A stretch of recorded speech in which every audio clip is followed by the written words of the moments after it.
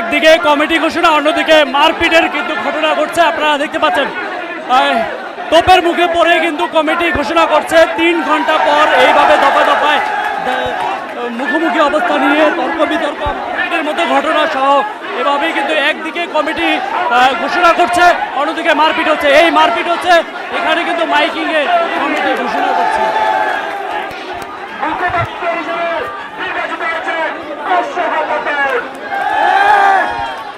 আমাদের ঢাকা বিশ্ববিদ্যালয় বাংলাদেশ গণতান্ত্রিক ছাত্র সংসদ ঢাকা বিশ্ববিদ্যালয় সংসদের আহ্বায়ক কমিটি এখন ঘোষণা করা হচ্ছে।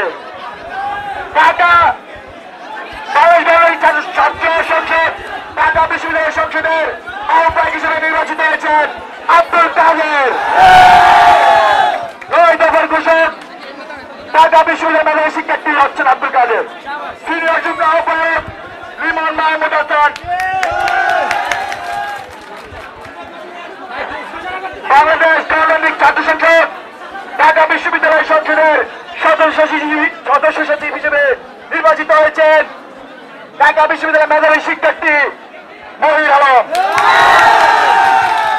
যুগ্ম সদস্য সচিব হিসেবে নির্বাচিত হয়েছেন আলামিন সরকার। বাংলাদেশ গণতান্ত্রিক ছাত্র সংসদ ঢাকা বিশ্ববিদ্যালয় সংসদের মুখ্য সংগঠক হিসেবে নির্বাচিত হয়েছেন আসিফ আল ইসলাম। বাংলাদেশ গণতান্ত্রিক ছাত্র সংসদ ঢাকা বিশ্ববিদ্যালয় সংসদের মুখ্যমন্ত্রী হিসেবে